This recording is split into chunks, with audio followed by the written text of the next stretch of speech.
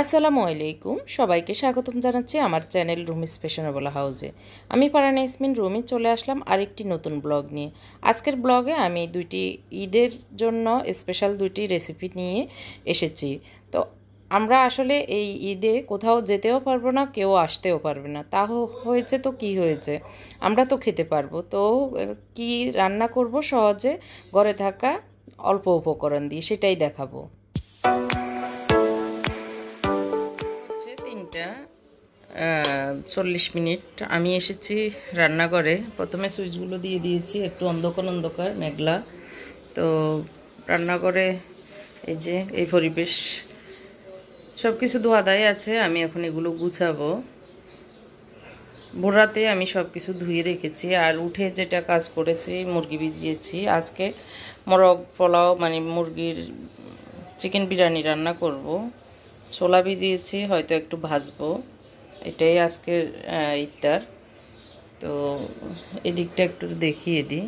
এখানে কিছু আলু এনেছিল গতকালকে। এই যে এদিকে সব ক্লিন আছে। আমি এখন জাস্ট পেঁয়াজ কুটবো, মুরগিটা ফিস করবো। এই যে মুরগিটা ফিস করব, আর যেটা একটু কুটা লাগবে সেটাই কুটবো। এরপরে আমি বিরিয়ানিটা বসাবো। তো আর বেশি একটা সময় লাগবে না আমার আজকের রান্না। তো আমার 1 ঘন্টার ইফতার রেডি। আজকে দেখাবো কিভাবে আমি করি। তো সব কিছু গুছিয়েও নিয়েছি, আর মুরগিটাও কেটে নিয়েছি, পেঁয়াজ কুটে নিয়েছি। আর কিছুই কুটাকাটি করার দরকার হবে না মনে হয়েছে, এই জন্য আর কুটাকাটি আর কিছু করিনি। আর এখানে আমি এই মগের 3 মগ পোলাও চাউল নিচ্ছি। এগুলোকে ধুয়ে আমি রেখে দিব আধা ঘন্টার জন্য। পানিতে ভিজিয়ে রাখবো, তারপর আমি পানি জড়িয়ে উঠিয়ে রাখবো। তো এটাতে আমি দিয়ে দিব একটা কড়াইতে তেল পরিমাণ মতো। আমি এখানে যে মাংসগুলো নিয়েছি, এখানে আমি 8 পিসের মতো নিয়েছি, 8 পিস। আর সাইডের কিছু অংশ নিয়েছি মুরগির, সেগুলো দিয়ে দিব। পেঁয়াজটাকে একটু হালকা বেরেস্তা করে নিব, গোল্ডেন কালার করে। তো আজকে আমি আসলে রেসিপিগুলো যদিও দিচ্ছি, কিন্তু বলবো না। আমি এই রেসিপিগুলো আলাদা আলাদা 2টা রেসিপি দিব। আপনারা যারা দেখতে চান বা আপনাদের প্রয়োজন মনে করেন দেখে নেবেন। আমি আজকে একটু কয়েকটি কমেন্ট পড়ব, কয়েকটি কমেন্টের উত্তর দিব, যেগুলি আমি মনে করছি আমার পড়া উচিত, বলা উচিত। আমার মন চেয়েছে আসলে, অনেক দিন থেকে আসলে কমেন্ট পড়বো, কিন্তু হয়ে উঠছে না। তো আমি প্রথমে যেই কমেন্টটির কথা বলবো, গত 4-5 দিন আগে মেবি এক আপুর নামটাও আমি আসলে ভুলে গিয়েছি। তো উনি কমেন্ট করেছেন, ওনার হাজব্যান্ড ডাক্তার, ওনার হাজব্যান্ডের করোনা পজিটিভ ধরা পড়েছে। সবার কাছে দোয়া চেয়েছেন, আমাদের কাছে দোয়া চেয়েছেন। তো আমি এবং আমার হাজব্যান্ড আমরা সবাই দোয়া করেছি। তো আমি আসলে ব্লগে বলবো আমি একদমই ভুলে যাই, এটা আমার অন্যায় হয়েছে আসলে। তো আজকে আমি ব্লগে বলছি, সবাই আমার ব্লগে যারা আজকে দেখবেন, যত ভাই বোন যারাই দেখবেন না কেন, আমার রিকোয়েস্ট থাকবে এই আপুর হাজব্যান্ডের জন্য। এই ভাই ডাক্তার, উনি সবার সেবা করছেন, সেই ভাইটার জন্য সবাই একটু খাস করে দোয়া করবেন। এই রমজানে দোয়া আল্লাহ কবুল করবেন, আল্লাহ বলেছেন। তো আমরা সবাই ওনার জন্য দোয়া করব, এটা আমার একটা রিকোয়েস্ট ছিল। আমার আসলে 2-3 দিন হয়েছে, এখন কেমন আছে আমি ঠিক জানিও না। আপুটা যদি আজকের ব্লগটি দেখতো তাহলে হয়তো একটু কমেন্ট করে জানাতো আপুর হাজব্যান্ডটা কেমন আছে। আসলে খুব আমি মনে উঠলেই টেনশন করি। তো যাই হোক, আরেক আপু আসলে অনেক বোনদের আসলে এত সুন্দর সুন্দর কমেন্ট, যেটা কোনটা রেখে কোনটা পড়বো সেটা আসলে মানে নিজেও বুঝতেছি না। তারপরে আমি আজকে একটা বোনের একটা কমেন্ট পড়ছি, সেটা হচ্ছে, পড়বো না, জাস্ট আমি বলে দিচ্ছি। সেই আপুটার নাম হচ্ছে কেয়া সামি। তো এই আপুটার আসলে বাচ্চা নেই, 10 বছরের সংসার, কোনো ছেলে সন্তান আল্লাহ পাক দেননি। তো আপুটাকে বলবো, আল্লাহ যেটাই করেন না কেন আমাদের মঙ্গলের জন্য করেন। হয়তো এটাতে আপনার জন্য কল্যাণ আছে, এই কারণে হয়তো আল্লাহ আপনাকে দেয় নাই। তো ধৈর্য ধারণ করবেন, আর আল্লাহর সাহায্য থেমে থাকে না। হয়তো আল্লাহ হয়তো পরীক্ষা করে, পরীক্ষায় আপনি যদি আল্লাহর কাছে ফেলিওর হয়ে মানে সরি ফার্স্ট হয়ে যান, তাহলে আল্লাহ আবার দিবেন। তো সবাইকে সব কিছু দেয় না, যেমন আমাকে ছেলে দিয়েছে, মেয়ে দেয় নাই। তো সবাই সব কিছু পায় না, এটা মনে রেখে ধৈর্য ধারণ করতে হবে। আর আল্লাহর কাছে বেশি বেশি চাইবেন, আর সবাই আপুর জন্য দোয়া করবেন, আল্লাহ যেন আপুকে ছেলে সন্তানের মুখ দেখান। এটাও একটা রিকোয়েস্ট ছিল সবার কাছে। আপুটার জন্য আমার খুব মানে অনেক আপুরাই আসলে কমেন্ট করে বলেন যে দোয়া চান আর কি, যে ছেলে সন্তান যেন আল্লাহ দেন, ছেলে সন্তান হচ্ছে না। তো সব বোনদের জন্য যারাই দোয়া চেয়েছেন, সব বোনদের জন্য আপনারা সবাই এই রমজানে যারা যারা দোয়া চেয়েছেন সবার জন্য সবাই দোয়া করব। কারণ এই রমজানে যেই দোয়া করি, যার জন্যই দোয়া করি, সেটা হয়তো আমরা বুঝবো না, আল্লাহ আমাদেরকে সেই দোয়ার বিনিময়ে আরেকটা আমাদের উপকার আল্লাহ করে দিবেন, আমাদের সেটা আমাদের জীবনের আরেকটা মানে দোয়া কবুল হবে। তো অন্যের জন্য করলে সেটা নিজের জন্যই হয়, এটাই স্বাভাবিক। তো আরেকটি আপুর একটু কমেন্টটা পড়ি, হ্যাঁ অনেক ভালো লাগে আসলে আপনাদের এত সুন্দর সুন্দর কমেন্ট। আমি আসলে আল্লাহর রহমতে এটা আল্লাহরই দান। আমি রেয়ার এক দুইটা কমেন্ট হয়তো একটু ব্যাড কমেন্ট আসে, সেটা আমি কিছুই মনে করি না, সেটা তো আসবেই। আর আল্লাহর রহমতে 99%ই আমার পজিটিভ কমেন্ট আসে। তো এই আপুটা হচ্ছে দিলরুবা সুলতানা আপু। উনি লিখেছেন, আপু আপনি অনেক গুণী এবং রুচিশীল একজন মানুষ, আপনার ব্লগ দেখতে আমার খুবই ভালো লাগে এবং আমি ওয়েট করতে থাকি আপনার ব্লগের জন্য। অনেক অনেক দোয়া ও শুভকামনা রইল আপু আপনার জন্য।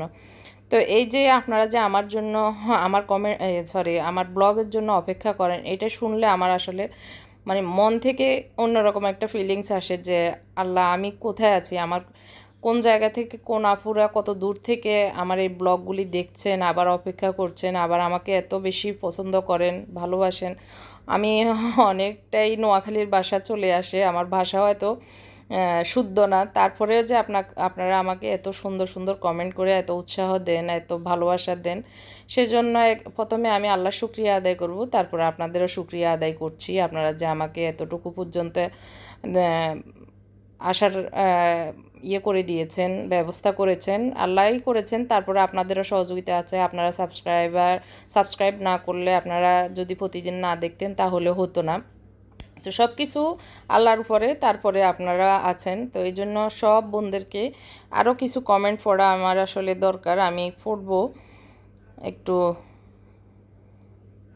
আসলে পরিচিত অপরিচিত এখন যেহেতু আমার চ্যানেলটা বাড়তেছে, অনেক পরিচিত মুখেরাও কিন্তু এখন কমেন্ট করছেন। তো খুবই ভালো লাগে আসলে আপনাদের এই সুন্দর সুন্দর কমেন্টগুলো পড়লে। তো আরেক আপুও কালকে আমাকে কমেন্ট করেছেন, ওনার 2 মেয়ে, ওনার হাজব্যান্ড থাকে দুবাই, ওই আপুটার নাম আমি এখন পাচ্ছি না, আচ্ছা যাই হোক, দুবাই থাকেন। তো উনি আসলে আমার এই কাজগুলো দেখে ওনারও কাজ করতে ইচ্ছে করে, কিন্তু একজন বাচ্চা হচ্ছে 3 বছরের আর একজন 15 মাসের, যার কারণে উনি সুন্দর করে গুছিয়ে কাজ করতে পারেন না, এটা কমেন্ট করেছেন আর কি। কী করবেন, তো আসলে ছোট যখন বাচ্চারা থাকে তখন তাদের প্রতি কেয়ার করা অনেক বেশি জরুরি। আমাদের সংসার আমরা আল্লাহর রহমত, আল্লাহ যদি বাঁচিয়ে রাখেন, সারা জীবন যতদিন বেঁচে থাকবো ততদিন সুন্দর করে করার চেষ্টা করব। কিন্তু ছোট বাচ্চাদেরকে একটু কেয়ার বেশি করতে হয়, সেই দিকে খেয়াল বেশি রাখতে হয়। সেই ক্ষেত্রে একটু কাজ এলোমেলো থাকলেও আমি বলবো বাচ্চাদেরকে আগে মেন ইয়ে হচ্ছে বাচ্চাদেরকে কেয়ার করা। তো সেটা কেয়ার করে আপনি যদি আপনি সুস্থ থাকেন, আপনি ওদেরকে একটু গুছিয়ে ওদের সব কিছু ব্যবস্থা করে তারপরে আপনি আপনার সংসারের কাজগুলো সুন্দরভাবে করার চেষ্টা করবেন। আর সব সময় মাথায় সেট করে নেবেন কোন কাজ আগে করবেন আর কোন টাইমে কোনটা করে ফেলবেন, সেটা সেট করে ফেললে কাজ খুব দ্রুত হয়ে যায়। আপনি যদি টাইম সেট করেন আমি এই টাইমের ভিতরে আমার এই কাজগুলি আমি শেষ করব, তাহলে আপনি পারবেন ইনশাল্লাহ। তো যাই হোক, অনেক আপুদের আসলে কমেন্ট পড়বো, আজকে আর পড়তে পারছি না। এখানে আরেক আপু হচ্ছে মিহির জাহান আপু বলেছেন, আপু আপনার রান্না আমার খুব ভালো লাগে, আপনি এত দ্রুত কিভাবে রান্না করেন? আমি আপনার ভিডিও রেগুলার দেখি, কিন্তু এই প্রথম কমেন্ট করলাম, প্লিজ আপু আমার কমেন্টটা পড়বেন। আচ্ছা যাই হোক, তো আসলে দ্রুত আমি সব সময় সব কাজ খুব দ্রুতভাবেই করি আর মাথায় সেট করে ফেলি কোন টাইমে কোনটা করব, কোনটার আগে কোনটা করব। আর রান্নাঘরে যখন ঢুকি তখন আমি 2 হাতকে মেশিন বানিয়ে ফেলি, মেশিনের মতো 2 হাত দিয়ে সব কিছুকে ছাঁটিয়ে করি আর কি, এরকম অবস্থা। তো সেই আমার 2 ঘন্টার ভিতরে আমার মোটামুটি ঘরের অনেকাংশ কাজই শেষ হয়ে যায়। রান্নাঘরে ঢুকলে আমি বেশি সময় দিই না, আমি যত দ্রুত পারি সব কিছু করে একবারে বেরিয়ে যাই।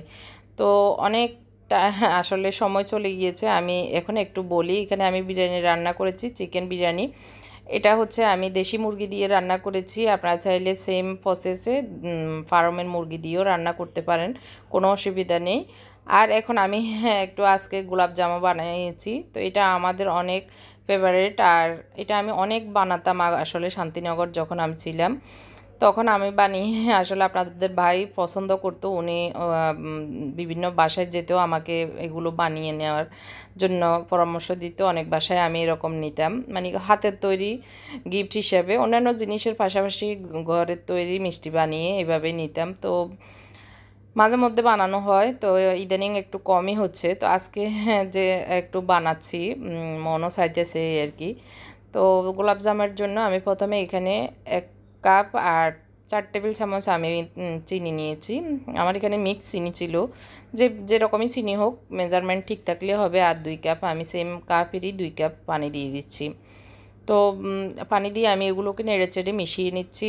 আর সেম রেসিপিটি আমি আলাদা করে দিব, আপনারা চাইলে চেক করে নিতে পারেন।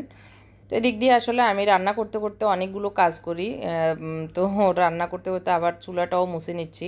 আশপাশে যেগুলো এলোমেলো হয়ে থাকে সেগুলোও আমি করে নিই। সারাক্ষণই আসলে রান্নাঘরে ঢুকলে কাজের আর শেষ থাকে না, সেগুলো করতে করতে রান্নাটাও করে নিই। তো আমি 1-2টো এলাচ দিয়ে দিচ্ছি। আপনাদের কাছে যদি পাউডার থাকে পাউডার দিতে পারেন, অসুবিধা নেই।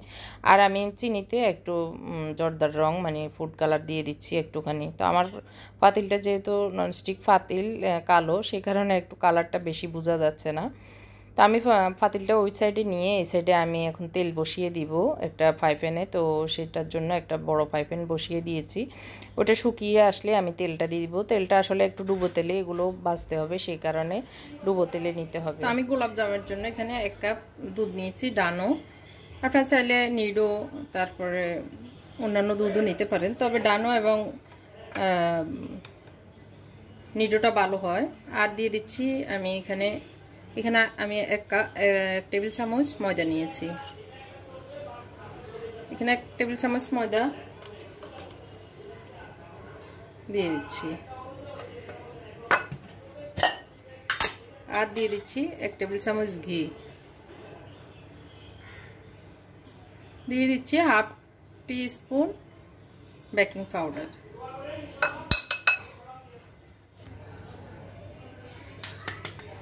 দিয়ে দিচ্ছি একটি ডিম।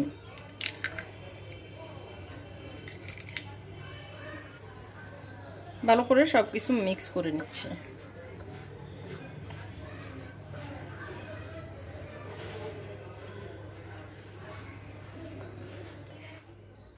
তো মাখানোটা বেশি চেপে চেপে আটার মতো করে মাখতে হবে না, জাস্ট হাত দিয়ে এভাবে গুঁড়িয়ে গুঁড়িয়ে মেখে নিলেই হবে। 1 মিনিট মতো মাখলেই হবে।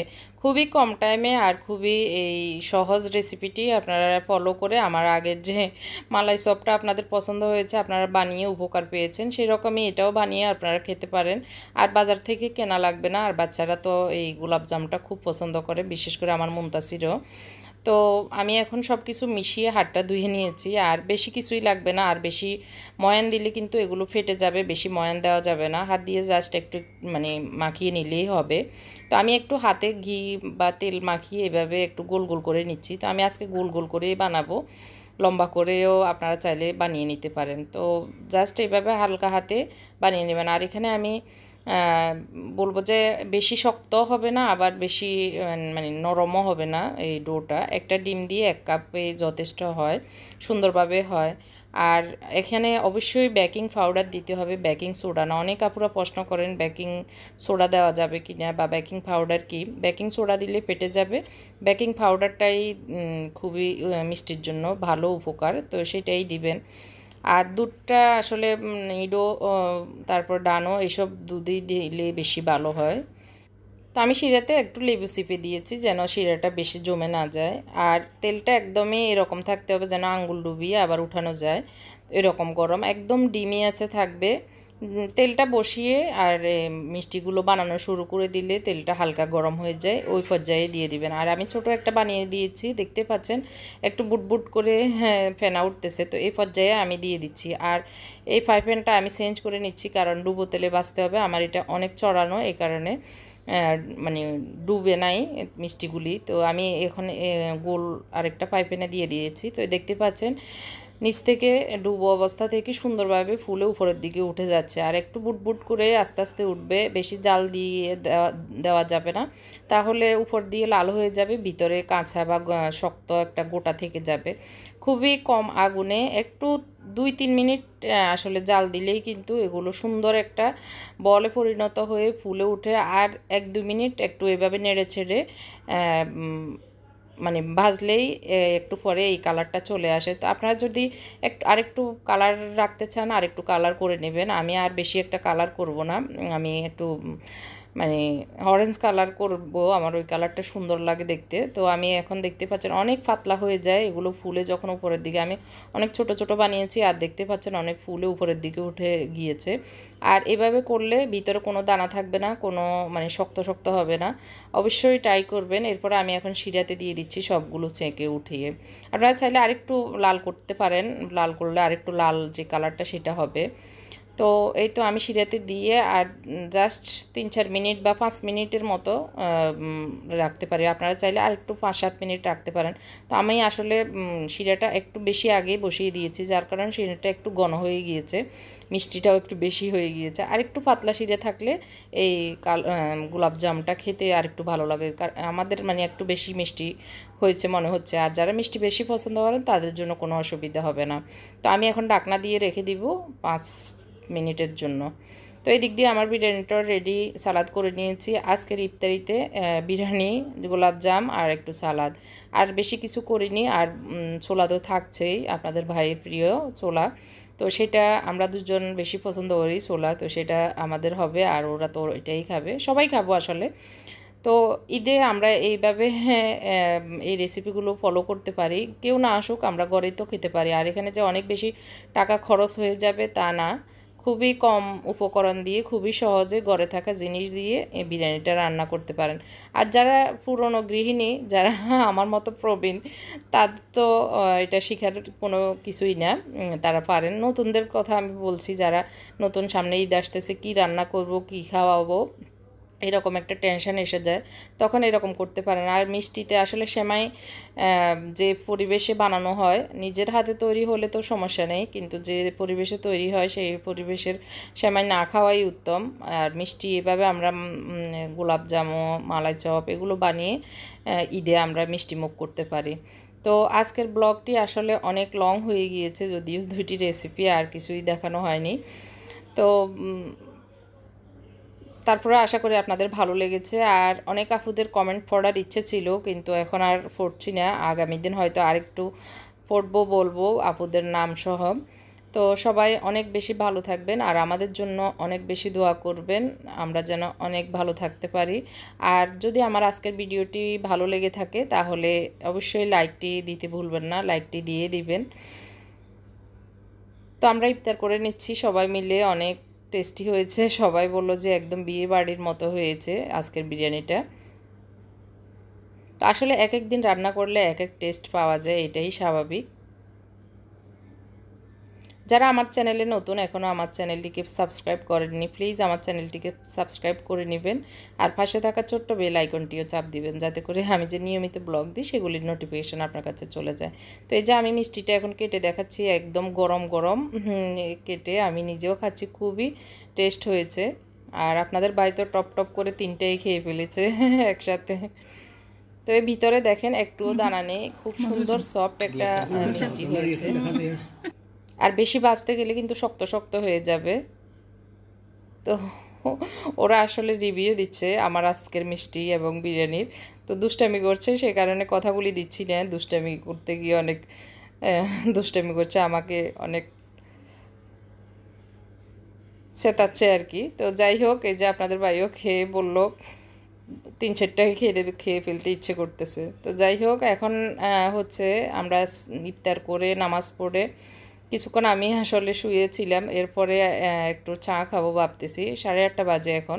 তো একটু আবার ছোলা ছিল, সেগুলো একটু নিয়েছি আমরা দুজনের জন্য, একই বাটিতে একটু খেয়ে চাটা খাবো।